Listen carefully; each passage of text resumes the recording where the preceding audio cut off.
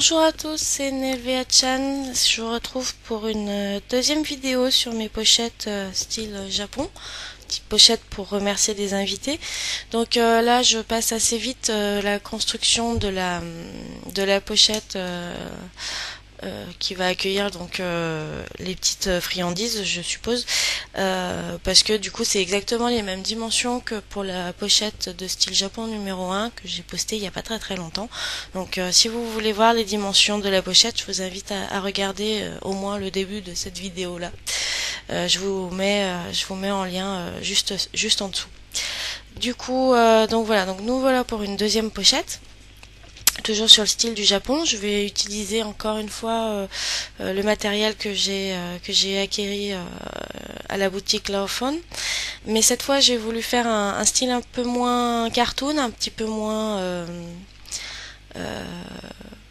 c'est pas que c'est pas drôle, mais un peu plus sérieux, on va dire. Et en fait, j'ai plutôt joué la carte de la tradition et la symbolique du Japon. Donc vous allez voir, c'est les mêmes, j'utilise les mêmes outils et pourtant ça donne un look complètement différent. Donc du coup, on part toujours sur une pochette base blanche qui, une fois fermée, le carré fait 12 par 11 et 3 d'épaisseur et que je referme donc avec des petits scratchs. Alors là, je vais vous rajouter une petite astuce pour maintenir les pochettes plastifiées à l'intérieur des pochettes en papier. Donc en fait, vous prenez un petit morceau deux petits morceaux de scotch cristal comme ça. Pas besoin de prendre du repositionnable, hein, vous pouvez prendre juste du cristal normal. Et donc vous mettez vos deux petits morceaux là, le côté où vous allez fixer vos pochettes plastiques. Donc de préférence dessous, pas comme moi j'ai fait dessus. Voilà, donc on les voit un petit peu en brillance. Voilà, donc j'ai juste posé deux morceaux de scotch et par-dessus ces morceaux de scotch, donc je prends là le gun à colle, mais vous pouvez prendre du scotch double face, hein, ça marche très bien, même s'il colle pas trop, mais bon, je conseille d'en prendre un qui colle quand même un minimum. Et vous mettez donc un petit peu de double face ou de colle gun sur les morceaux de scotch cristal. Pourquoi? Bah tout simplement parce qu'en fait quand vous allez venir prendre votre pochette plastique, comme là j'ai pas d'œillet, pas de ruban, rien pour la fixer, je voulais quand même la fixer un minimum à l'intérieur. Donc voilà, donc c'est des pochettes plastiques toutes simples, hein. Je les ai achetées en grande surface. C'est des lots de 12, après je me rappelle pas du prix. Donc bon, donc je viens positionner ma pochette plastique et je viens appuyer aux endroits où il y a la colle sur le scotch. Donc pourquoi? Oui, je vais y arriver. Simplement parce qu'en fait, les pochettes, enfin quand on offre des petites friandises ou ce genre de choses, ce qui est dommage parfois, c'est que pour pouvoir récupérer le contenu de la pochette, on arrache tout l'emballage qui va avec. Et c'est vrai qu'après avoir passé du temps à faire une petite carte, c'est toujours un peu dommage de voir la personne arracher la carte pour choper les bonbons à l'intérieur. Alors que là, avec ce système, avec la colle sur le scotch double face, et ben du coup sur le scotch cristal, du coup la colle va se décoller du scotch, mais le scotch lui va rester sur la carte et du coup en fait ça n'abîmera pas votre création. Voilà, donc ça c'était ma petite astuce pour maintenir les pochettes classiques à l'intérieur. Et du coup, ben j'aurais pu couper parce que la pochette est trop longue, mais comme je sais pas ce que le commanditaire, mon frère, va mettre dedans, je préfère lui laisser la marge et lui mettre un petit peu de scotch, du moins de masking tape pour fermer. Voilà, donc c'est tout pour la pochette blanche. Je passe maintenant sur donc du cardstock noir. C'est des chutes en fait, tout bêtement. Donc là, je vais avoir besoin d'un morceau qui va représenter en fait toute la face avant de ma pochette en papier. Donc ça fait une dimension de 11 par 12. Voilà. 11 de haut, 12 de large. Donc bon là j'en coupe une d'avance, hein, ça m'en fait deux. Étonnamment, mon massicot coupe très bien le papier maillé, contrairement à d'autres papiers de meilleure qualité. Mais bon, ça c'est un grand mystère. Donc voilà, donc je vais en garder qu'une hein, sur les deux. Et ça, donc ça sera mon support on va dire mon devant de carte entre guillemets. Ensuite, je prends un morceau donc de cardstock rouge. Je reprends l'encre rouge grenadine Basilike des éditions Infocréa que j'avais déjà utilisé dans la pochette précédente, que je vais pchiter donc mon petit morceau de cardstock rouge. Et voilà, donc ça brille. Ça donne vraiment un effet un peu plus sympa, je trouve. Ça casse un peu la monotonie des papiers unis. Donc vraiment j'aime beaucoup cette encre. Donc du coup ce papier je vais le pchiter avec ma laque à cheveux. Et en fait vous verrez j'ai trouvé une petite astuce en faisant ces cartes avec la laque à cheveux, mais je vous en reparlerai le moment venu. Donc voilà, là c'est juste pour fixer les paillettes et éviter que je m'en foute partout sur les doigts. Voilà. Donc ensuite je prends un morceau de Bristol blanc. Alors j'utilise des papiers de format A5. Donc ça fait 15 de haut et 21 de large là pour le coup.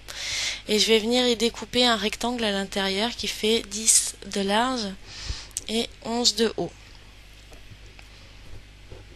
C'est-à-dire en fait je laisse un tour de 5 mm tout autour de mon papier blanc par rapport à mon papier noir que j'ai découpé juste avant.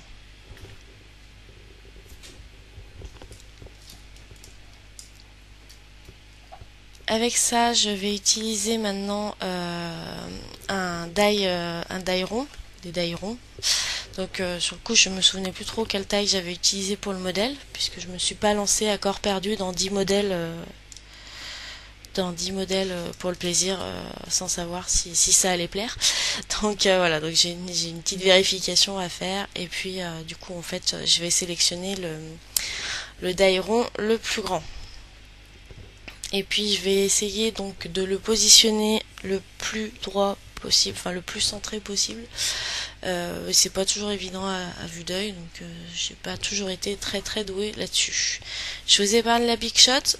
Voilà, donc j'enlève gentiment et doucement mon petit rond blanc, puisque c'est pas le rond que je vais utiliser, mais bien le cadre blanc autour. Et ouais, le masking tape noir a tendance à un peu trop accrocher à mon goût d'ailleurs. Mais bon. Donc je vais utiliser mon cadre avec mon rond évidé à l'intérieur.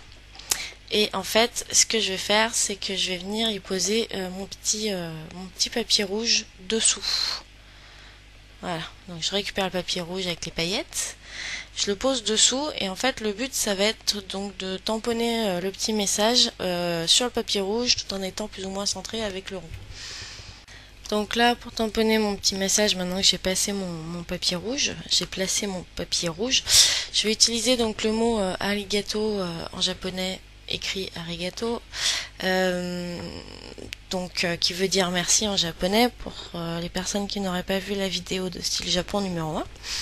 Donc voilà, donc je vais venir utiliser ce tampon texte que je vais venir donc ancrer à la Versamark pour ensuite venir l'embosser avec de la poudre blanche. Donc l'astuce dont je vous parlais tout à l'heure avec avec le spray à cheveux, la laque à cheveux, l'avantage en fait c'est que du coup l'encre en spray ne va pas venir accrocher la poudre en fait. C'est comme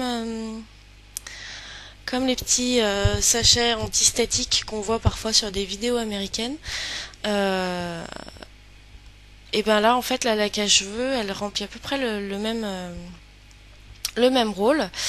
C'est que bah du coup vu que derrière il y a de l'encre en temps normal, en mettant de la poudre vous auriez eu autant de poudre sur votre tamponnage à la Versamark que sur le reste du papier, et là en fait grâce à la laque à cheveux vous allez voir il n'y a rien d'autre qui tient que le motif tamponné.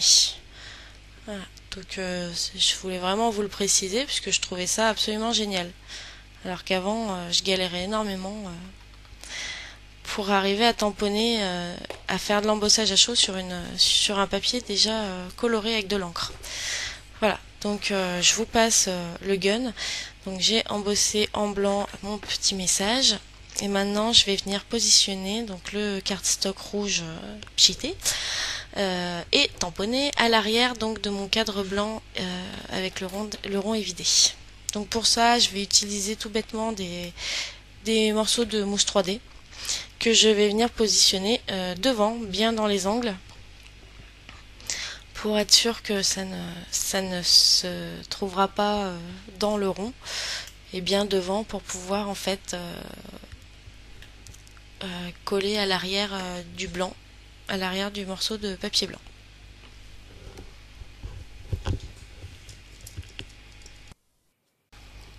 Ceci étant fait, maintenant je vais passer à l'habillage donc de mon devant de carte. Pour ça, j'ai utilisé donc toujours la planche de tampons et les die de la marque Laufon. Alors c'est Let's Roll ou Roll Let's, je me souviens plus du nom. Donc là en fait j'ai pas utilisé les mêmes tamponnages, j'ai pas repris les petits sushis, hein, du coup j'ai pris donc 6 petits maquis, j'ai pris le petit plateau et j'ai pris le récipient à sauce soja et les petites fleurs.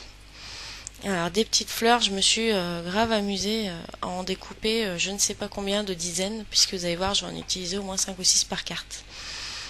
Donc voilà. Du coup j'ai quand même tout préparé à l'avance pour gagner un peu du temps. J'ai utilisé comme la vidéo précédente les feutres Tria, Touch et Pro Marker pour pouvoir faire la colorisation. Et pour les petites fleurs, en fait, j'ai acheté de l'encre rose, donc j'en ai acheté de la Color Box et puis de la Distress pour pouvoir faire différentes nuances de rose pour mes fleurs. Donc pour le moment je vais les poser de côté et puis je vais accélérer tout ça pour vous montrer en fait comment je compose tout ça. Donc là je pose ma petite fiole de sauce soja avec du double face tout simplement, et après je vais venir mettre mes autres éléments avec plus ou moins de mousse 3D pour donner de plus en plus de volume.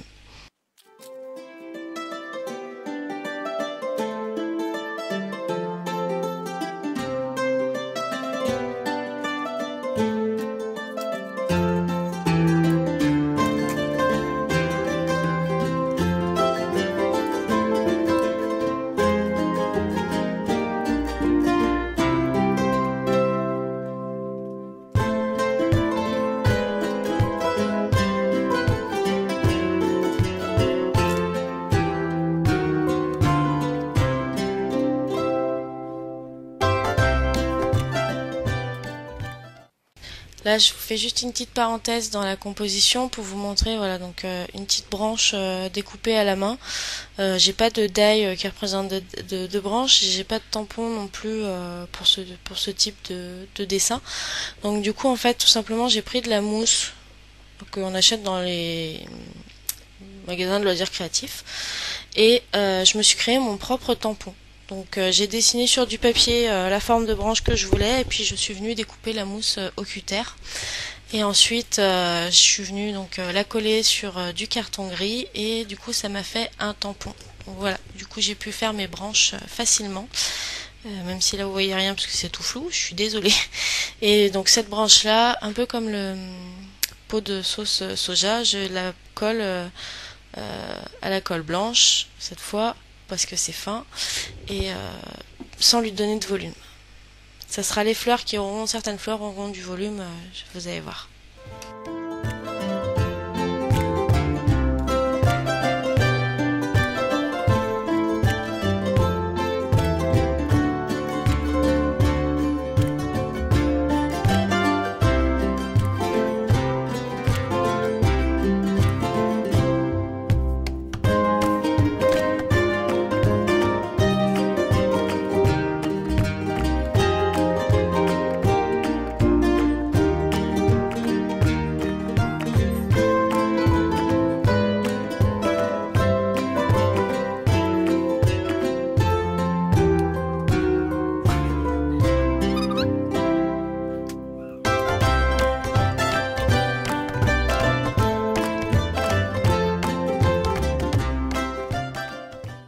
Voilà, donc on touche presque à la fin de la composition de la carte. Donc voici le résultat du visuel. Donc la branche avec des petites fleurs de cerisier, symbole assez fort du Japon. Vous avez le rond rouge à l'arrière qui tout simplement représente un petit peu le drapeau japonais. Et puis l'art culinaire japonais également au travers des maquis. Posés sur un petit plateau. Donc du coup, je vous dis ça, mais vous voyez même plus à l'écran. Du coup, je mets quelques mousses 3D pour faire tenir donc cette composition en volume sur le cardstock noir que nous avons découpé juste avant. Et ce cardstock noir, nous allons le coller sur la pochette en elle-même. Voilà. Donc le temps que je fignole tout ça, j'en profite donc pour vous remercier de suivre ma chaîne. C'est toujours un plaisir de voir vos commentaires, vos j'aime ou ce genre de choses. Ah, j'avais déjà collé, tiens, hors caméra. Donc du coup, voilà, donc un grand merci de suivre la chaîne. Je vous invite à venir faire un saut de temps en temps sur mon blog. Vous trouverez l'adresse sur ma chaîne ou en barre d'infos de la vidéo. Parce que des fois il m'arrive quand même de faire des choses que je ne filme pas, donc n'hésitez pas à aller y faire un saut. Pour voir un peu d'autres choses que en dehors de ce que je fais en vidéo. Et puis si vous souhaitez suivre et être tenu au courant, j'ai aussi une page Facebook qui est écrite en bas. Voilà, donc je vous laisse, je vous fais des gros bisous et je vous dis à très bientôt pour de nouvelles vidéos. Bye bye.